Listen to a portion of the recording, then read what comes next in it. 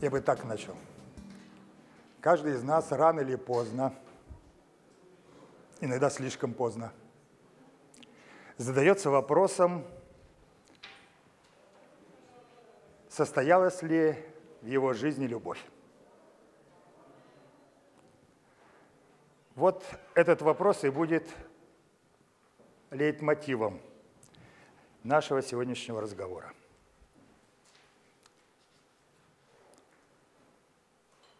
Еще я хотел бы сказать, эту лекцию я посвящаю Завьяловой Людмиле Васильевне, с которой мы прошли вместе более 50 лет.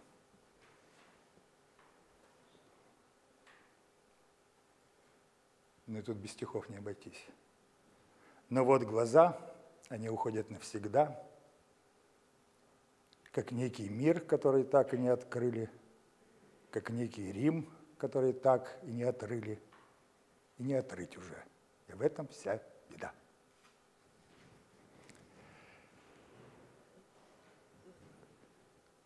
Тема здесь обозначена, но пару слов все-таки по поводу ее формулировки я хочу сказать.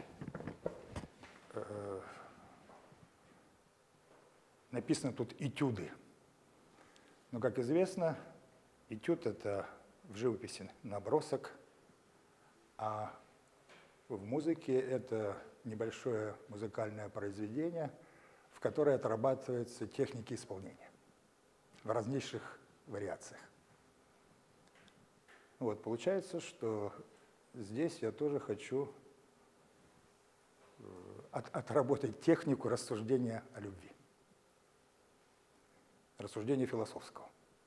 Я об этом сразу говорю. Ни психология, ни сексология, тем более, ни социальная психология, ни религия, хотя здесь касаюсь, не даже искусства, а я хочу строго придерживаться именно способа философского рассуждения о том, что называется любовь.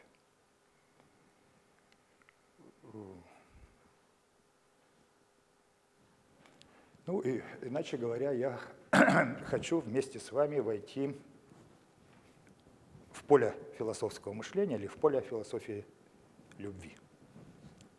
И хотя материал будет разный, и имена, которые я использую, тоже могут быть разными, но мы не будем покидать философского поля или философского рассуждения на эту тему. Ну и начнем со Священного Писания. И это первый этюд. И я бы назвал его так. Гимн любви апостола Павла. Гимн любви апостола Павла. Но тут немножко я должен сделать пояснение. И пояснение такого рода.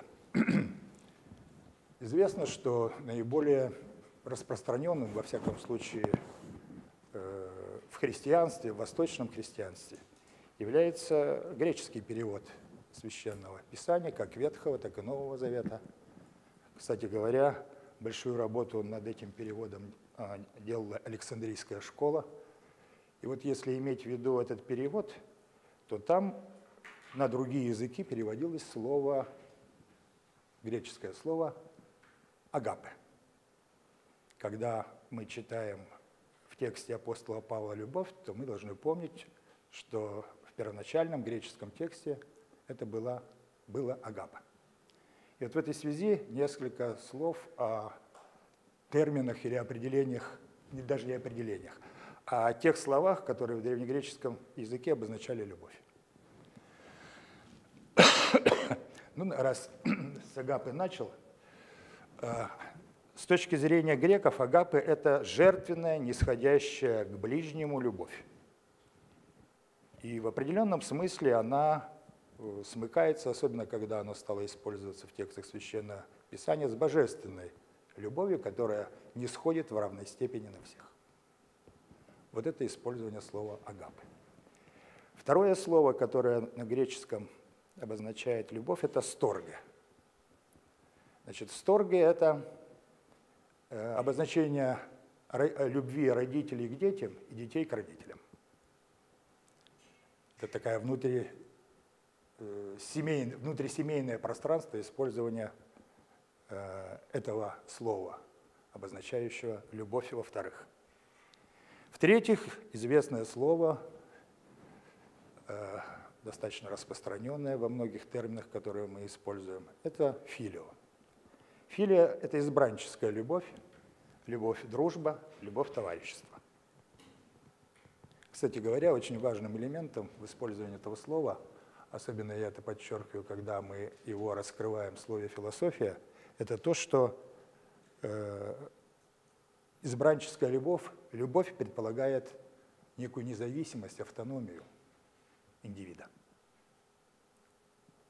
Потому что агапа – это нечто на тебя спускается, сторге – это то, что определяет подчинение, может быть, просто авторитету или уважение к авторитету. А вот филия – это избранническая любовь, а значит, предполагает свободного субъекта. Ну и четвертое слово, оно более известно, широко используется, это эрос. Но эрос – это любовь-страсть, любовь-стихия, иногда говорят, что это чувственная любовь. Но это тоже обозначение той любви, которая как бы берет нас в плен, и при наступлении которой мы теряем свою независимость. И выбор как бы от нас, от конкретного человека не зависит. Ну вот, это то, что необходимо было сказать, когда мы обратимся к тексту апостола Павла. О каком тексте идет речь? Это первое апостольское послание Павла к Коринфянам, и это его 13 глава. Его 13 глава. Что мы читаем в этой главе? Куда-то я дел листик. Вот, да. Это чтобы у вас был этот текст перед глазами, тогда мне специально не надо будет читать сначала, а потом еще повторять. А мы сразу будем идти по,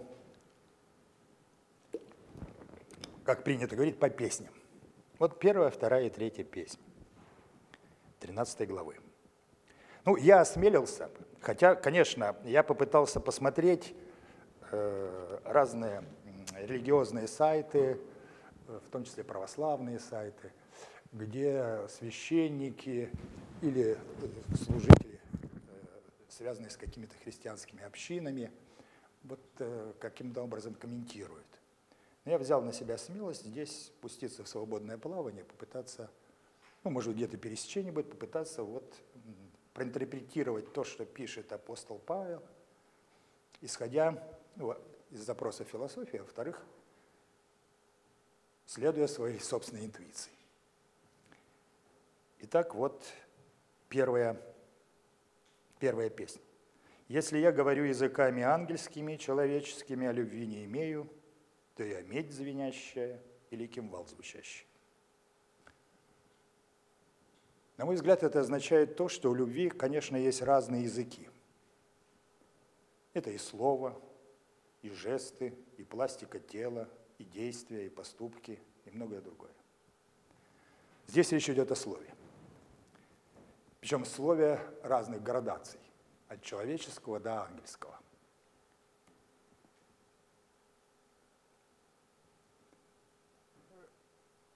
Но вот то, что, на мой взгляд, здесь говорится, это то, что слово любви должно быть связано с ее смыслом или с любовью как с событием.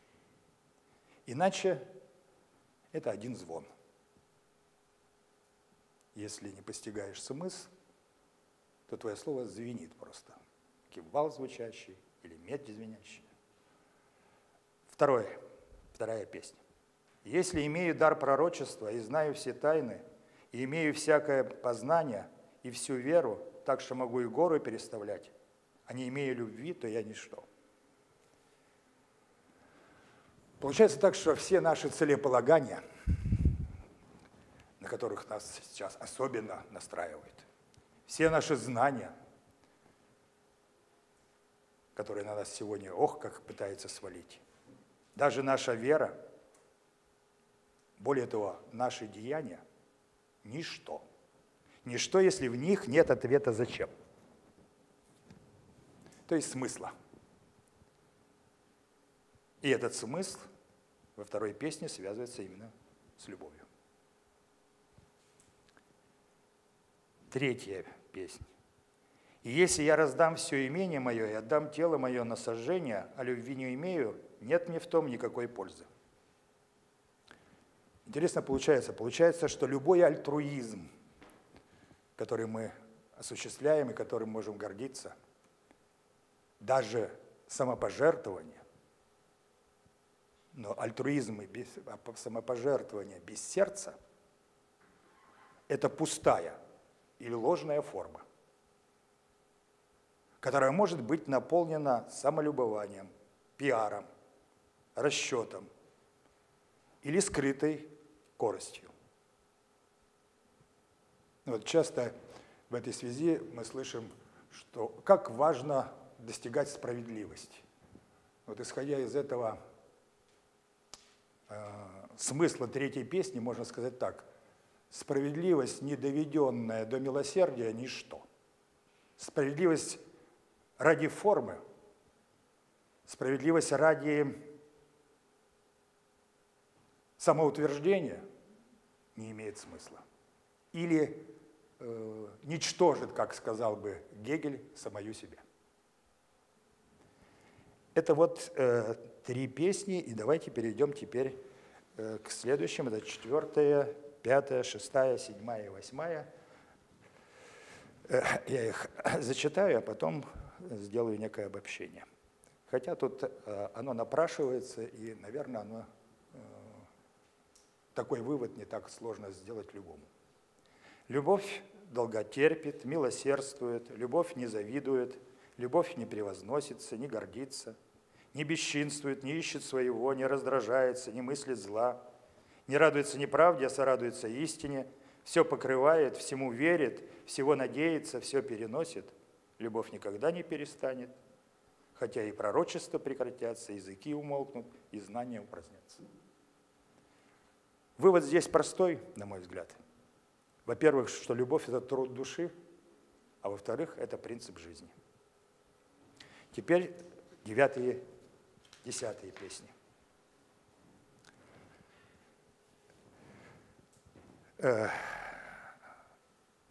Коротенькие 9 и 10, но я их зачитаю. «Ибо мы отчасти знаем и отчасти пророчествуем». Отчасти знаем и отчасти пророчествуем. Когда же настанет совершенное, тогда то, что отчасти, прекратится. Получается так, что наши знания и предсказания всегда частичны. И только любовь цельна, по определению. То есть любовь неделима и не измеряется количеством. Не может быть больше или меньше любви, так же, как не может быть половина беременности. Любовь или есть, или ее нет. Так же, как беременность.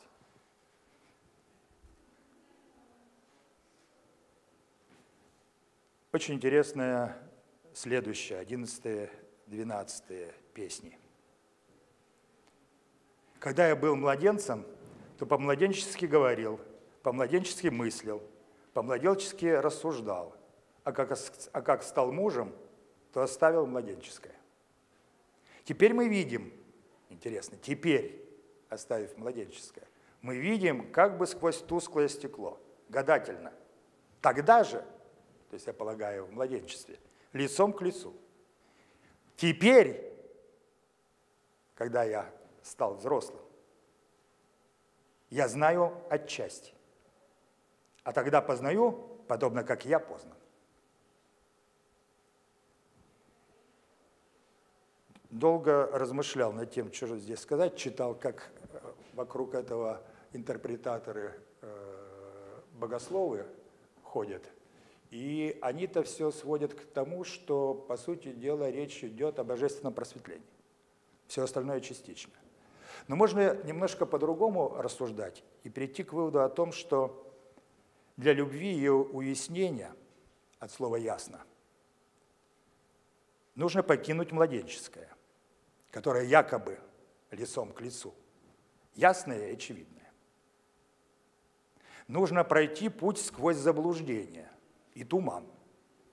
И только тогда приближишься к подлинной ясности или завоеванной ясности, поскольку в жизни всегда много тумана. Ну хорошо, давайте сюда поставим, что проникнуться божественным светом. И тогда все станет ясно уже через путь. Слово «путь» здесь ключевое. Ну и, наконец, последняя, 13-я, последняя фраза, которая часто используется, часто говорится. «Любовь а теперь пребывает сии три. Вера, надежда, любовь, но любовь из них большая». Ну, можно сказать так, что любовь венчает нашу веру и надежду, но я думаю, что, наверное, будет правильнее попробовать порассуждать в другом направлении. Любовь лежит в основании и веры, и надежды. И веры, и надежды. Ну вот это этюд номер 1. Мы как будем двигаться? По каждому этюду сделаю остановку и жду вопросов, или сначала полностью все этюды исполню и будем... Так, раз молчание, значит будем двигаться дальше. Так, этюд номер 2. Я бы его назвал так. Смысл любви. Ну и здесь ключевой фигурой будет Соловьев. Вот можно следующий слайд, там как раз его определение любви дано. Да. Но прежде всего вот что я должен сказать. Христианские мыслители и христианские авторитеты видели в любви способ достижения как можно большей полноты жизни.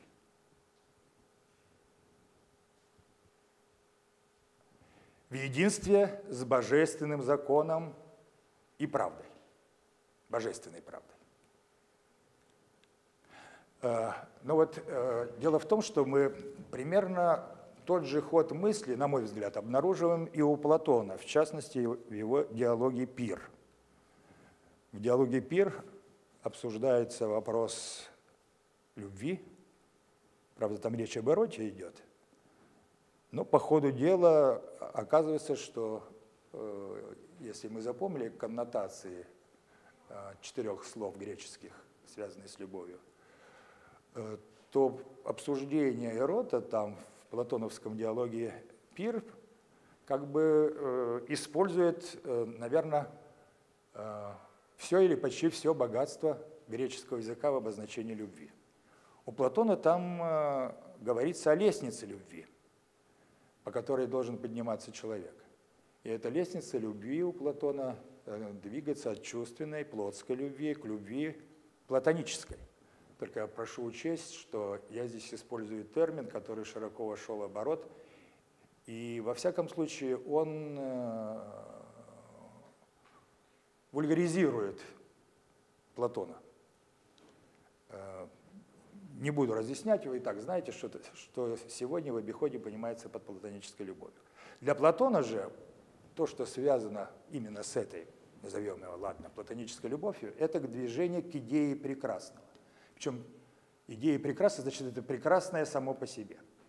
А это прекрасное само по себе, оно изначально, исходя из всей философской логики Платона, связано и с благом, и с истиной. Значит, прекрасная гармония, гармонично связана и с благом, и с истиной. Кажется, это может быть странным, но я вот здесь могу привести такой пример. Вот представьте себе, что на бедного Д'Артаньяна напало 3 мушкетера Ришелье. Вот. О, не мушкетера, на Д'Артаньяна напали, как там у них называлось-то? Гвардейцы. Напали гвардейцы-кардиналы. И вот сразу в его грудь двигаются 3 шпаги. И тогда Д'Артаньян, искусный фехтовальщик, он одним ударом отбивает сразу 3 шпаги. Вот смотрите, с одной стороны, это красиво, с другой стороны, это истина. Он нашел выверено нужное движение. И это истина данного факта. А в-третьих, это благо. Д'Артаньян защитил себя. А все вместе, истина, благо и красота, есть полнота бытия. Ну вот это хорошо иллюстрирует то, к чему подводит нас Платон в диалоге и не только в этом диалоге. Итак, эта полнота жизни, которую дает любовь, является точкой отсчета. Для многих философов была точка отсчета. Но я считаю, что достаточно глубокое, интересное размышление на тему любви сделал Владимир Сергеевич Соловьев, наш русский философ, написавший работу, которая так и называется «Смысл любви». Что говорит в этой работе Владимир Соловьев? Во-первых, Владимир Соловьев дает, конечно, религиозное измерение того, что он называет любовью. И он пишет так, что любовь – это восстановление единства и целостности человеческой личности, как создание абсолютной индивидуальности. Абсолютной индивидуальности. Что понимается Соловьевым здесь под абсолютной индивидуальностью? А это единство Творца и творения, единство Спасителя, то есть Христа, и паствы, следующей его путем, единство Троицы, единство смерти, воскрешения и бессмертия, и сам символ, образ, как хотите, Христа, который и Бог, и человек одновременно. А еще и свет, и многое другое, если вспомнить евангельские тексты. Вот это то, что задает религиозное измерение, когда Соловьев рассуждает о смысле любви. Но есть и второе измерение рассуждений Соловьева, и оно как раз важно для нас в рамках нашего сегодняшнего разговора. Здесь Соловьев, отталкиваясь от определения абсолютной индивидуальности, дает такое определение любви. Смысл любви есть оправдание и спасение индивидуальности через жертву эгоизма. Смысл любви есть оправдание и спасение индивидуальности через жертву эгоизма. Что понимается здесь под эгоизмом? Под эгоизмом здесь Соловьев понимает отсутствие способности признать другого, как неповторимой индивидуальности. Вот в этом видит главный порок эгоизма и главную суть эгоизма Соловьев. Именно это нежелание признать другого и преодолевается, по мысли Соловьева, в любви. Кроме этого, Соловьев здесь говорит о том, он называет и другие роды любви, но говорит следующую вещь. Почти дословно, не цитирую, но почти дословно передаю рассуждения Соловьева. Только половая любовь может преодолеть эгоизм, ибо здесь связано равенство двух и восполняющее различие. Равенство двух и восполняющее различие. Явлено различие. Это различие предполагает равенство. Равенство и различие в единстве. Поэтому здесь вот та полнота, о которой говорит или от которой отталкивается в своих рассуждениях о смысле любви Соловьев. Ну, наверное, какие-то здесь, возможно, образы, использовать. Я бы тут процитировал отрывки из двух поэтов наших начала XX века, которые как-то проиллюстрируют то, что говорит Соловьев. Кстати, Соловьев философ, ушедший у нас в 1900 году. Да. А это начало XX века. И одно, и другое стихотворение. Или цитаты из них. Пастернак. «И я б хотел, чтоб после смерти как мы замкнемся и уйдем, теснее, чем сердце, и предсердие зарифмовали нас вдвоем. Вот примерно об этом Соловьев. Здесь только образно, метафорически Пастернак выражает ту же самую мысль. Второй отрывок из Цветаевой. «Любовь, любовь, и в судорогах, и в гробе насторожусь, прельщусь, смущусь, рванусь. О, милая, ни в гробовом сугробе, ни в облачном с тобою не прощусь». Опять о том же единстве и о той же полноте, о которой говорит Соловьев. Соловьев завершает свой разговор о смысле любви тем, что признает, что, конечно, идеальный смысл любви, то есть движение к абсолютной индивидуальности, первое измерение, о котором мы говорили, трудно осуществить. Но движение к нему возможно и необходимо. Вот такой вывод делает Владимир Соловьев. Этюд номер 3. Пафос любви и закон кристаллизации.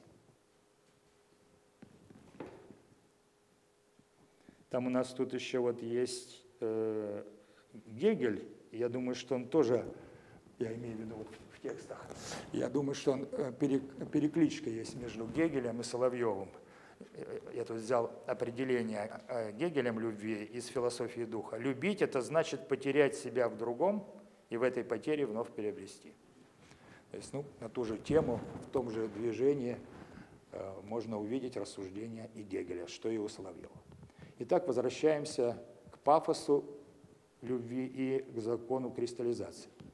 В данном случае речь идет о Стендале. Стендаль – это псевдоним, а так Мари-Андре Бейль, французский писатель XIX века, классик французской литературы, автор романа «Красное и черное», «Красное и белое», «Пармская обитель». Вот у нее есть работа, очень интересная работа, называется «Любви». Это, по сути дела, трактат. Правда, трактат написанный по-французски. Там много примеров, много отсылок. И здесь очень даются интересные тонкие наблюдения. И я из многих тех наблюдений, которые у Стендаля присутствуют о любви, выбрал вот 3 его наблюдения. Ну вот первое наблюдение – это то, что он называет пафосом любви. Сейчас слово «пафос» не в моде у нас, но оно означало с греческого языка эмоцию, впечатление. Ну так вот, когда Стендаль, на основе разнообразных примеров, говорит о любви как том, что зарождается в сердце человека, то он говорит, что здесь это то, что связано с появлением луча надежды, после того, когда ты пережил некоторое восхищение и некоторое любование того, что затронуло твоего сердца. И вот после того, как это произошло и появился луч надежды, тогда появляется то, что Стендаль называет пафосом любви. То есть появляется некий луч, в котором или через который влюбленный или человек на пути любви высвечивает то, что он выбрал, на что направлено его сердце. И вот интересный этот момент, потому что когда мы говорим о пафосе любви, то здесь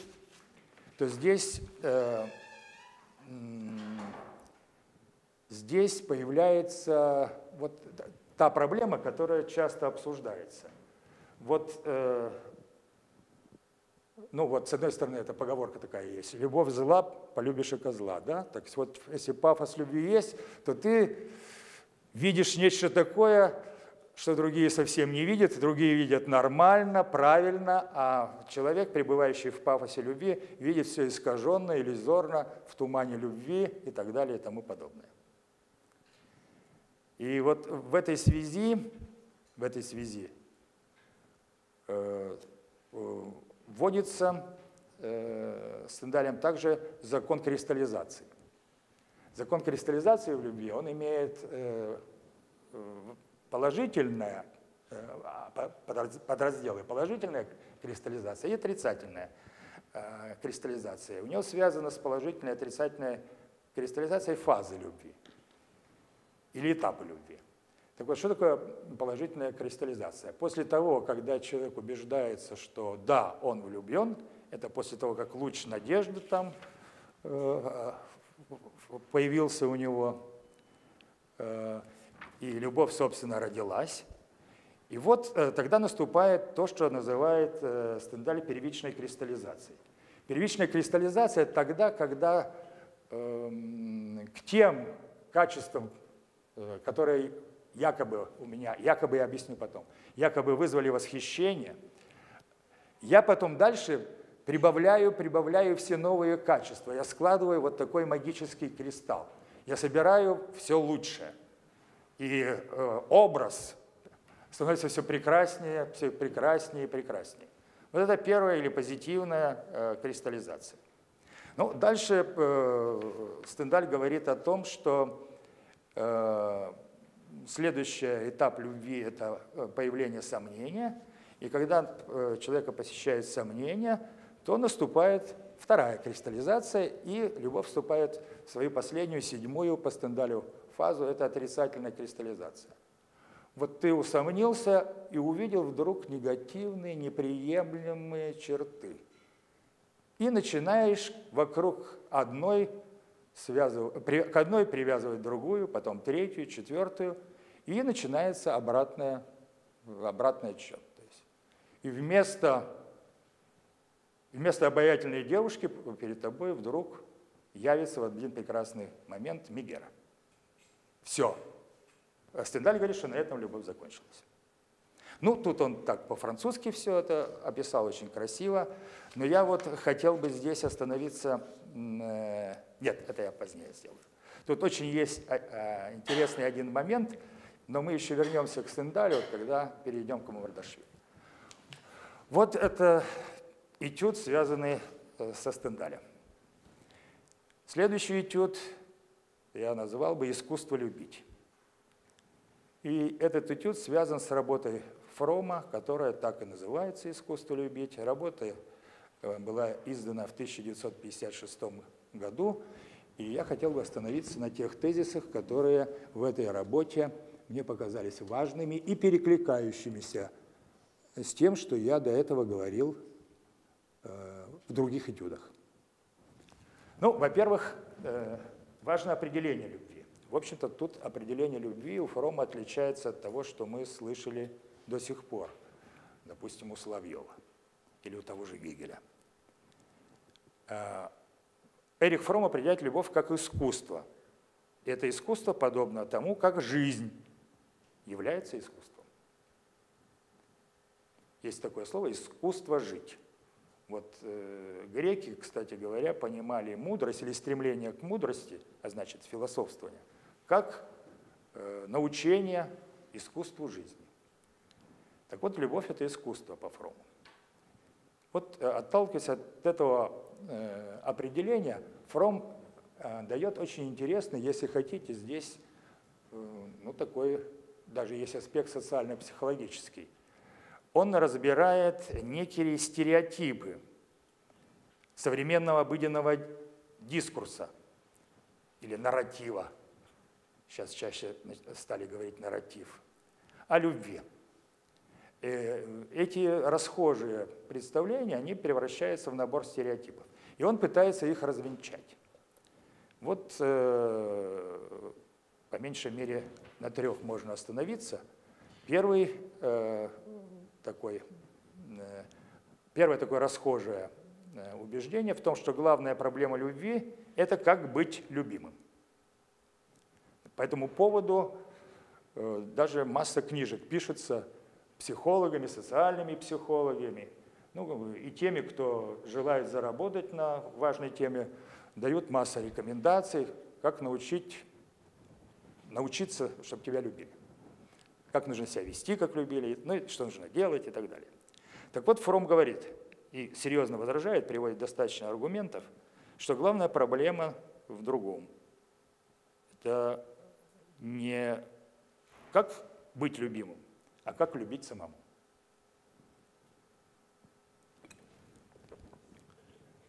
Второе расхожее мнение, на которое обращает внимание Фромм, это мнение о том, что главное в любви – это объект. Ну, во всяком случае, выбор объекта, как найти свою любовь. И даже учителя, провожая школьников со школьной скамьи, иногда им советуют, ну, не на торжественных линейках, а тогда, когда уже там банкеты проводятся, они иногда советуют, что найдите свою любовь. Вот, особенно учителя литературы это делают. Говорю не абстрактно, потому что примерно такие и другие советы говорила моя учительница литературы лично мне. Наверное, права была, да. Так вот, Фромм считает, что в любви важнее другая проблема, а проблема способности любить. И, кстати говоря, в наше такое суперскептическое время достаточно много можно называть фильмов, в которых как раз анализируется, говорю о фильмах, потому что, наверное, молодая присутствующая здесь публика скорее эти фильмы могла смотреть, или им это было бы более интересно. Так вот, ну, например, «Нелюбовь» фильм. Вот показано, почему нелюбовь. Это не способен человек любить. Абсолютно не способен любить. Абсолютно закрыт для этой способности. Ну и вот можно еще другие фильмы вспомнить, например, фильмы Звягинцева на это дело. Или «Нелюбовь» — это и есть фильм Звягинцева, да-да-да, Звягинцева. Ну вот, Звягинцева фильмы, не только фильм «Нелюбовь», но и другие фильмы. А, еще вот один фильм, вот я с каким спутал. «Похороните меня за плинтусом». Но вообще такой фильм, который вводит в депрессию просто. Я, когда его посмотрел, то сплошной депрессняк напал после просмотра этого фильма. И там действительно показано вот эта неспособность в ближнем кругу, какому простому, что называется любовь. Хотя там какие-то просветы есть, но тем не менее. Так вот, главное все-таки это способность любить. Кстати говоря, Аристотель говорил, писал, вернее, причина, почему я люблю, гораздо важнее объекта любви. Так что еще Аристотель это понимал.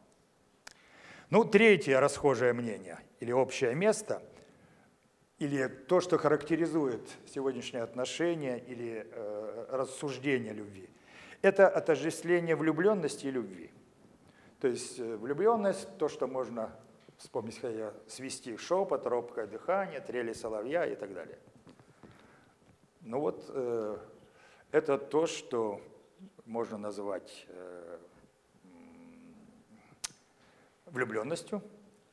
А вот Фромм противопоставляет ей такое определение любви. Это то, что находится в постоянном движении, что длится, воспроизводится, что представляет собой труд любви, вспомним апостола Павла. Ну и вот что можно вспомнить и Пруста, о котором я еще буду говорить. «У любви нет возраста», пишет Пруст в одном из своих романов, своей эпопеи «В поисках утраченного времени». Она вся в состоянии рождения. Кстати говоря, в этом смысле я где-то читал давно, правда, но по этому поводу интересное рассуждение одного физика. Кстати говоря, почему-то вдруг заговорившего про любовь, и он объяснял там вот любовь с точки зрения закона энтропии. То есть любовь, если ее не воспроизводить заново, не возобновлять заново, она, подчиняясь закону энтропии, распадается, уходит, исчезает. То есть для того, чтобы она сохранялась, ее возобновлять, нужно прилагать усилия, возобновлять заново. То есть получается, по рассуждениям этого физика, что любовь еще и подчиняется закону энтропии. Что же такое по Фрому искусство любить. Тут нужно сказать главное. По Фрому искусство любви или искусство любить состоит в преодолении отчуждения. Это главная задача, которую решает любовь, это преодоление отчуждения человека. Понятно, что особенно в современном массовом обществе, поскольку именно в этом массовом обществе человек чувствует себя непомерно одиноким, заброшенным и оторванным. Как у нашего режиссера, первый его фильм у Сакурова «Одинокий голос человека». Вот примерно так, как в этом фильме, чувствует себя человек в современном массовом обществе. Но вот Фром дальше говорит о том, что преодоление этой отчужденности или решение этого вопроса отчужденности может лежать на 4 путях. Первый путь – это подчинение. И здесь алгоритм такой: делай, живи, как все. Ну и тогда не будешь чувствовать себя отчужденным. Второй путь – это отдаться привычной работе. Ну, я бы добавил еще и досугу, потому что часто потребление у нас тоже приобретает вот характер той сферы, в которой мы забываемся. Привычная работа, потребление – это то, что дает возможность забыться и не думать про всяких глупостей, про одиночество, отчуждение, оторванность, ну и так далее. Третий путь, о котором рассуждает Фром, это творческая деятельность. Но признавая, что творческая деятельность, она действительно может преодолеть отчуждение, однако Фром говорит, что в творческой деятельности прежде всего признается результат. Но в творческой деятельности не хватает места для межличностного признания. И поэтому это тоже не самый лучший и самый магистральный способ преодоления отчуждения.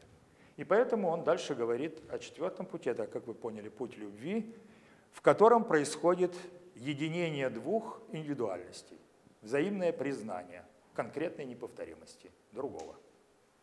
Ну, дальше Фром пускается в свои психоаналитические изыскания, хотя и не погрязнув в них, но пытаясь поднять их на философский уровень. Он говорит о двух незрелых формах, двух незрелых формах этого пути единения, что ли. Это мазохизм и садизм. Но я думаю, что главное для нас вот именно то, что сказал Фром в отношении того, что взаимное признание конкретной неповторимости другого. Вот то, что, по сути дела, может стать способом преодоления отчуждения. Ну и, наконец, 4-й пункт, который я связываю с моим рассуждением о Фроме, это выводы, к которым он приходит, что активно-деятельное начало любви – это давать, а не получать. Кстати говоря, это перекликается с его книгой «Иметь или быть». Можно вспомнить здесь и Шатту Руставели, что отдал то твое, Витязь, в барсовой шкуре.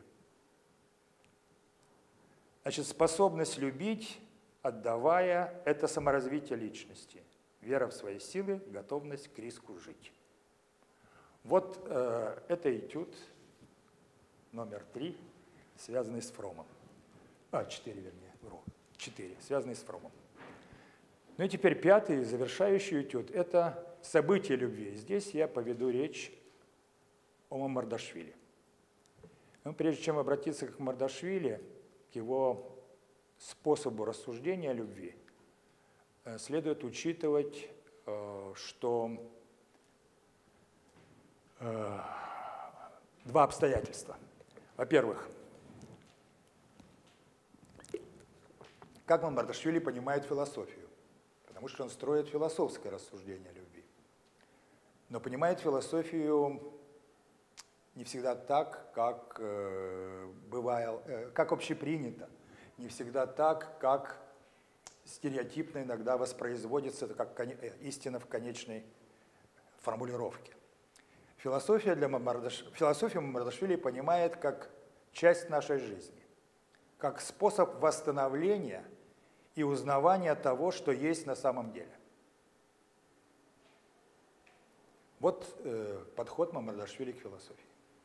Это первое пояснение. И второе пояснение, когда он рассуждает о любви, то делает это, он не писал трактатов о любви, ни статей о любви не писал, а он работал с литературным материалом. Это прежде всего роман Пруста «В поисках утраченного времени». И анализируя вот этот роман, эти тонкие, интересные наблюдения Пруста, Мамардашвили пытается здесь выйти на уровень философского серьезного разговора не только о любви, но и о других проблемах.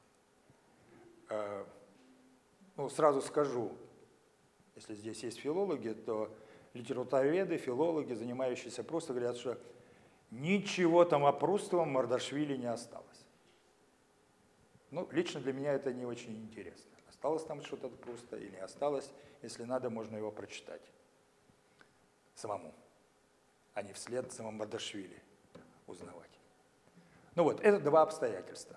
А теперь то важное и главное, что я вот увидел в тех рассуждениях в связи с работой над текстами Пруста у Мамардашвили. Ну, во-первых, в любви, по мысли Мамардашвили, осуществляется прихождение нас к себе. Вот тут у нас был дискуссионный клуб у филологов на тему, что значит быть самим собой. И там у нас первый вопрос был по ходу нашего разговора, это вопрос о том,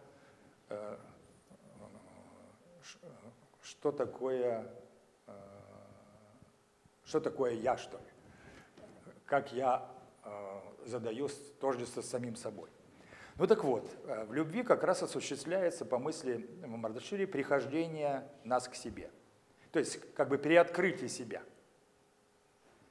А значит, появляется возможность расширения себя в любви. Очень важное слово у Мамардашвили – расширение.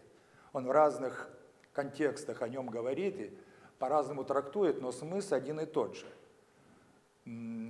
Как осмысленный жизненный опыт расширяет наш горизонт, наши возможности, наше движение по жизни делает более наполненным, так расширяет наши возможности, расширяет нас и то, что связано, по мыслям Мамардашвили, с любовью. И здесь, конечно же, есть перекличка с Аристотелем, с Соловьевым и с Фромом. В том смысле, что главное в разговоре о любви – это не объект любви, а это то, что в тебе. Это то, что ты при помощи другого обнаруживаешь себя в качестве недостатка, так неправильно, того, что в тебе нет, и чем бы ты себя хотел обогатить. Именно поэтому расширение идет. Это в том случае, если ты признаешь его право оставаться самим собой. То есть это то, о чем мы уже говорили, признание неповторимой индивидуальности другого. Ну, дальше. Мамардашвили очень много строк посвящает. Ну, там не строк, по сути дела, первоначальный вариант анализа текстов Пруста – это 2 цикла лекций Мамардашвили в Тбилисском университете. «Психологическая топология пути» один назывался, другой как-то по-другому. 2 цикла лекций, которые посвящены были Прусту, это где-то лекций 18. Нам бы столько лекций давали по какой-либо теме. Ну вот, и поэтому сначала все это было устно наговорено, и, кстати говоря, фонд Мамардашвили переиздает сейчас Ницше, и он дает еще и аудиоверсию. И много появляется сейчас на Ютубе, в том числе вот эти лекции про Пруста. Причем они там нарезки делают, и можно, так сказать, вот не длинно, там, первая, вторая, третья лекция, а вот так посмотреть тематически что-то. Так вот, в этих своих лекциях Мамардашвили часто говорит о том, что любовь часто принимается за то, что, по сути дела, называется, или по сути дела, можно назвать любовным впечатлением. И тут у него очень интересное рассуждение. Конечно, они перекликаются с тем, что говорил Стендаль по поводу пафоса любви и позитивной и отрицательной кристаллизации.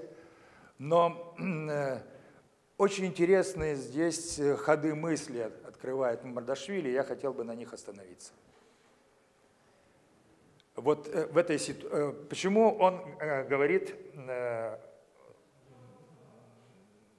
не просто неправильно, а даже опасно любовное впечатление отождествлять с любовью. Потому что, говорит Мамардашвили, мы попадаем в ситуацию невольного обмана, обмана себя, а также, с другой стороны, все эти манипуляции тобой. И вот для того, чтобы понять ход рассуждения Мамардашвили и перейти еще к одному очень интересному моменту, два пространства, вот он разбирает вслед за Прустом, вернее так, он разбирает текст Пруста, в котором рассказывается такая ситуация.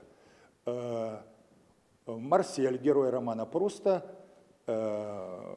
встречается с Стенлу, и вот один раз Стенлу ему говорит, что он хочет познакомить его с девушкой, которую он увидел в театре, она прекрасна, он с ней познакомился, вот он рад, он весь горит и так далее. И Марсель отказывается, но потом они договариваются встретиться в кафе. Вот они приходят раньше, девушка позже. И когда девушка приближается, и Стенлу весь в свете, в пафосе, а Марсель присмотрелся и вспомнил, что лет 10 назад видел эту девушку в доме красных фонарей. И вот дальше страниц на 12 у Пруста рассуждения по поводу этой ситуации. И там он ставит интересные проблемы, которые вот разбирает, опираясь на этот текст Мамардашвили. Ну, какие проблемы? Ну, во-первых, такой вопрос. Кто видит подлинную Рошель, там девушка? Кто видит подлинную Рошель? Находящийся в пафосе Стенлу или знающий факты Марсель? И очень интересное рассуждение. Я сейчас о них буду говорить. Второй вопрос такой. Вот может ли Марсель с позиции своей фактичности помочь спасти, если хотите, заблудшего, потерявшего в своем пафосе Стенлу? Тоже очень интересный вопрос. И третий вопрос.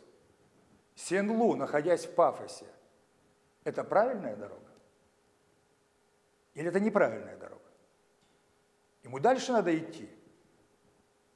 Или его ждет крах?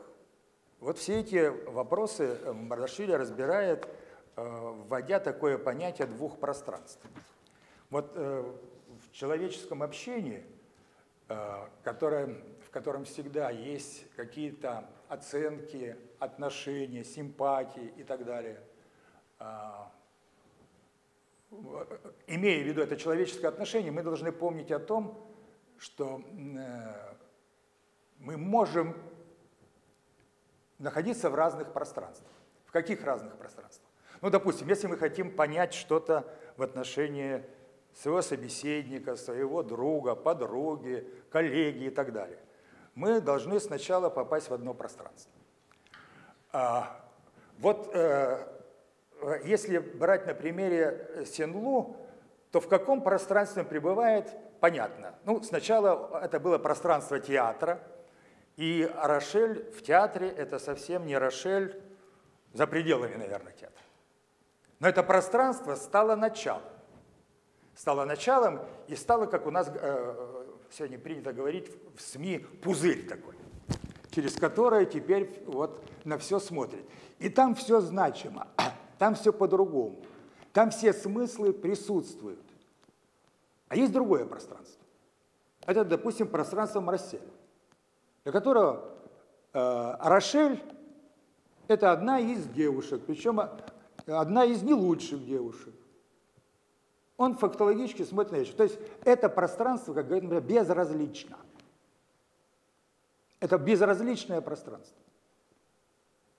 И вот когда говорят два человека, один находящийся в пространстве, в котором нечто для него не безразлично, а второй находится в безразличном пространстве, кстати говоря, Мамардашвили здесь, то здесь невозможно никакого взаимопонимания. И здесь Мамардашвили приводит очень интересное рассуждение, связанное с его временем. Это один, как он, будучи студентом, шагал, разговаривал со своим комсоргом, и тот ему говорил о том, что как через 20 лет будет построена материальная база коммунизма, то есть в 80-м году, и как это здорово и так далее, и что не будет никаких нуждающихся, и бедность мы победим и так далее. Мамардашвили это слушал, будучи студентом, и вдруг увидел в Москве того времени, это были 50-е годы. 50-е годы это было, и он показал на одного, так сказать, бродягу. Ты имеешь в виду, что и этого не будет? И вот когда он посмотрел в лицо, как говорит Мамардашвили, этого комсорга, то он говорит, понял, он этого не видит. Для него это фактово не существует. Для него существуют некие общие вещи. А вот это пространство конкретное для него не важно. Он пребывает в неком безразличном пространстве. В пространстве, в котором есть процесс движения к коммунизму. Все. И как это будет хорошо. Ну вот так примерно Мамардашвили на таком примере пытается вот показать, что такое безразличное пространство и что такое пространство в пафосе. Но, что интересно, дальше Мамардашвили говорит о том, что и пространство пафоса, и пространство безразличное, они страдают одним и тем же изъяном. Во всяком случае, то, что связано с Лу. А именно, что они, эти пространства, не индивидуализированы. В них индивидуализация не произошла. Причем по-разному здесь. В случае с Сен-Лу он идет вслед за своей психикой. А психология, согласно Мамардашвили, ничего, никуда, никакой мысли нас не ведет, никаким смыслом. Как он образно один раз писал в одной книжке Мамардашвили, ну, по другому поводу, но я думаю, что этот пример может здесь нам помочь. Вот, психология примерно так же может помочь мысли, как если бы мы представили внутренний объем нашей головы, в которую проникли волосы, растущие не вверх, а вниз. И там нет никакого движения, они затруднены, мысль там запутывается в этих волосах, растущих внутрь. Это, кстати говоря, образ из манкуртов Чингиза Айтматова, знаменитого романа. Вот представьте себе голову, в которой внутри головы сплошные волосы, где там светлая мысль, где там смысл. Вот это как раз вот то, что мы можем быть в зависимости от психологии. И здесь никакой подлинной индивидуализации не происходит. Вот эта позиция такая Мамардашвили. Вот в этом пребывает Сен-Лу. Может ли он выйти из этой ситуации? Да, может. Может ли ему в этом помочь Марсель? Ну, сказать ему правду матку? Нет, не поможет, потому что здесь возможны разные реакции. И, может быть, одна из более типичных реакций – не услышит, не поймет, не поверит, рассорится. Да ты что говоришь о моей Рошель? В разных пространствах они находятся. А Мамардашвили настаивает, вслед, кстати говоря, за Марселем Прустом, о том, что вот если Сен-Лу проделает свой путь дальше, узнает сам, примет, поймет, он вступит на путь движения к событию любви. Иначе, конечно, тут или он так и останется на этом уровне, и тогда по Стендалю отрицательная кристаллизация и конец. Значит, вот здесь мы вышли очень к важному моменту, к вопросу об индивидуализации. И я еще раз хочу повторить, что индивидуализация это не строится чисто психологически. Но она невозможна и в безразличном пространстве. Без индивидуализации нет смысла любви. Кстати говоря, об этом и предшествующие представители философии, о которых я упомянул, также говорили. А подлинная индивидуализация, это я уже говорил вслед за Мамардашвили, это работа сознания, через которую прокладывается путь к любви как к событию. Понятие очень важное для Мамардашвили.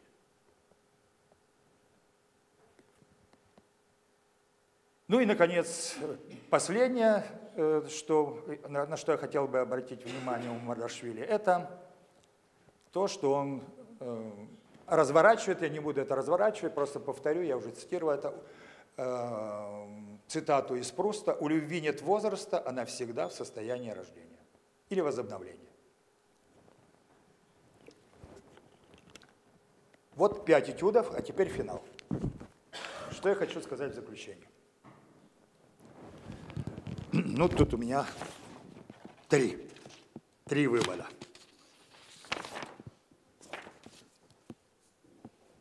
Первый. Любви нельзя научить ни через образование, чтение и прочее, прочее, ни через воспитание в школе, в семье, на работе, на партийных собраниях, ни примером. Что очень интересно, ни примером. Почему? Да потому что он может оказаться в чужом или безразличном для нас пространстве. Не мой пример. Или пример, идущий из другого пространства. Вот я тут с кое-кем говорил, так опробировал некоторые мысли, которые я должен был донести. И вот разговор такой у нас был с одним моим респондентом, такой. Вот почему в одной семье, вот родители вроде бы, у них вот так все хорошо, у детей все наперекосяк. И напротив, у родителей все наперекосяк, а у детей-то. Да потому что нет здесь алгоритма. Нет такого алгоритма. Пример родителей однозначно будет индивидуализирован и исполнен, реализован на детях или внуках. Не работает. Как хотите, не работает. Это вот первое. Второе.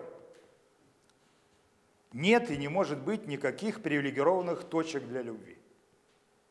То есть, кажется, иногда надо создать ситуацию, есть какие-то особые моменты, какие-то переломы, когда вдруг как из молнии искра ударит и так далее. Нет таких привилегированных моментов для любви и даже для осознания ее действительного присутствия, ее пронзительного смысла. Ударить можно в любой момент. Осознание может прийти в любой момент. То есть непрогнозируемо. Нельзя спланировать. Но остается только лично, незапланированно открыть этот свет в себе. Ну, в этой связи из некоторого личного наблюдения. Мне один раз приходилось присутствовать на золотой свадьбе, в которой, ну, она так скромно была, потому что люди уже в основном были все в возрасте. И вот так к концу, когда уже все расслабились, решили попеть, что сейчас редко бывает. И вот исполнили песни 3 женщины. Одни приблизительно одного возраста, которые знали, что такое война, ну, а другая примерно возраста, третья примерно возраста, ну вот, что, допустим, мой. Они исполнили 3 песни. Одна исполнила песню «Осенние листья шумят и шумят в саду». Вторая исполнила песню про матросика, песня, которая в послевоенные годы была популярна, сразу в послевоенные годы. А третья исполнила песню «Гроздья душистые», как называется романс. И вот мне показалось, что в этих 3 исполнениях индуализировано через голос, интонацию, связь песни со своей судьбой прозвучал голос любви от 3 женщин. И это мне так врезалось, что, может быть, это было толчком вот как-то заняться более детальным исследованием философским того, что называется любовью. Это вот второе. И, наконец, третье. И последнее. Кажется, что у любви много языков. Я возвращаюсь к началу. Жеста, пластики, танца, ваяния, прозы, поэзии, музыки, философии. Сомневаюсь, правда, что о ней может сказать что-либо пригодное для отдельного человека наука, типа психологии, нейронауки, культурологии и так далее. Но я убежден, что в качестве индивидуального открытия любви более всего приемлемы музыка, живое пение или живой поющий голос и философствование. Музыка гармонизирует сердце и тем самым открывает его для любви, дает для нее лад. Живой голос пения индивидуализированно и неповторимо может выразить этот обретенный лад. А философствование, как возобновляемое усилие мысли, ведет к постижению смысла любви, ставшего достоянием нашей жизни. Ну и все равно стихи. «Во всем мне хочется дойти до самой сути», писал Пастернак. «В работе, в поисках пути, в сердечной смуте, до сущности протекших дней, до их причины, до оснований, до корней, до сердцевины, все время схватывая нить судеб, событий, жить, думать, чувствовать, любить, совершать открытия. О, если бы я только мог, хотя бы отчасти, я написал бы 8 строк о свойствах страсти, о беззакониях, о грехах, бегах, погонях, нечаянностях, в попыхах, локтях, ладонях. Я вывел бы ее закон, ее начало, и повторял ее имен, инициалы. Я прозбивал стихи, как сад, всей дрожью жилок. Цвели бы липы там подряд гуськом в затылок. В стихи б я внес дыхание роз, дыхание мяты, луга, осоку, сенокос, грозы раскаты. Так некогда Шопен вложил живое чудо фольварков, парков, рощ, могил в свои этюды. Достигнутого торжества, игра и мука, натянутая тетива тугого лука. На этом все, спасибо.